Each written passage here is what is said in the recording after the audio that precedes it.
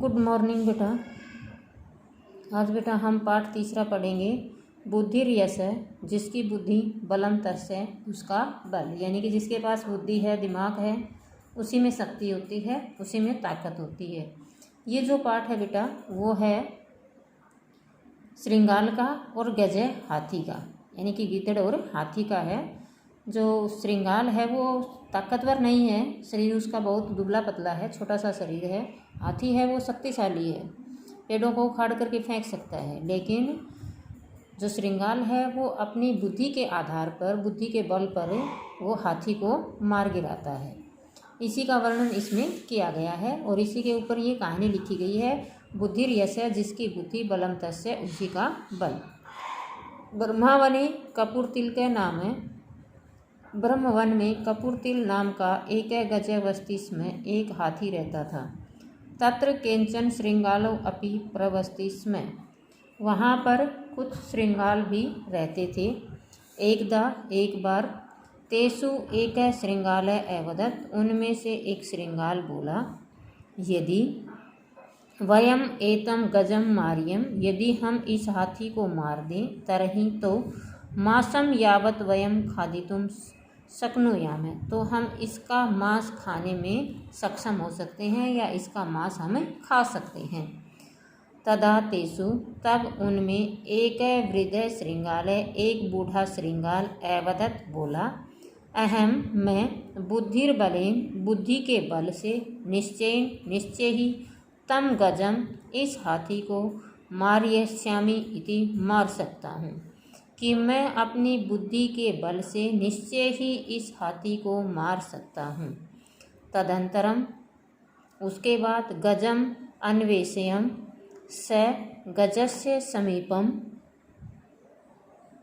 गत्वा तम साष्टांग नमस्कृत्वम अवदत्।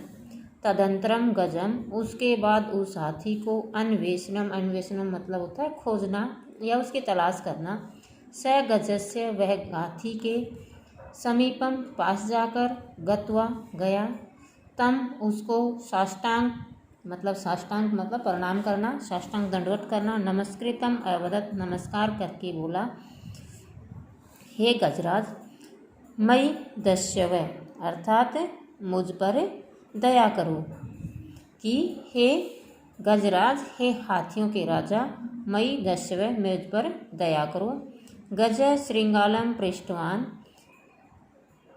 हाथी ने श्रृंगाल से पूछा, को अपि त्वम, कोसी तुम कौन हो, अत्र किमर्थम आगतवान, और यहाँ किस लिए आए हो। तदा, तब श्रृंगाल अवदत्, श्रृंगाल बोला, गिद्धड़ बोला, अस्मिन् वने, इस वन में बहवः जंतवः वस्ति, बहुत से जंतु रहते हैं, किंतु कोऽपि राजाम तेषाम नास्ति, लेकिन कोई भी उनका राजा नहीं है।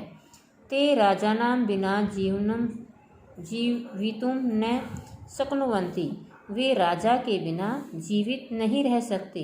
अतः ते सभाम कृत्वा, इसलिए वो उन्होंने सभा करके, माम सूचितवन्तः, मुझे सूचना दी, यत् की, यदि गजराज, यदि हाथियों के राजा, अस्माकं राजा भवेत्, हमारे राजा होंगे, तरहि वरम, तो हम उसको चुन लेंगे। अहम तेषाम एव संदेशम, मैं उन्हीं का संदेश नीत्वा लेकर, अत्रो आगतो अस्मि, यहाँ आया हूँ, मैं उन्हीं का संदेश लेकर यहाँ आया हूँ।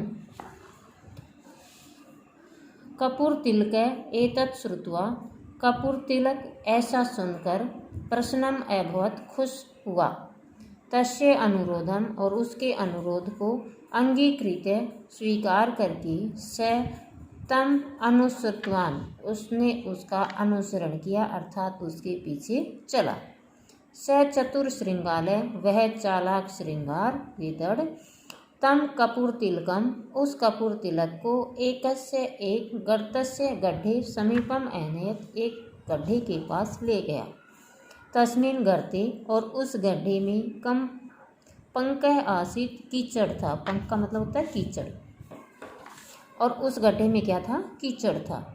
स गज तस्मिन् गर्ते अपतत्, वह हाथी उसमें गिर गया। स श्रृंगालम अवदत्, वह गीदड़ से बोला, रक्षतुम माँ, कि मेरी रक्षा करो, मेरी रक्षा करो, अर्थात मुझे बचाओ, मुझे बचाओ।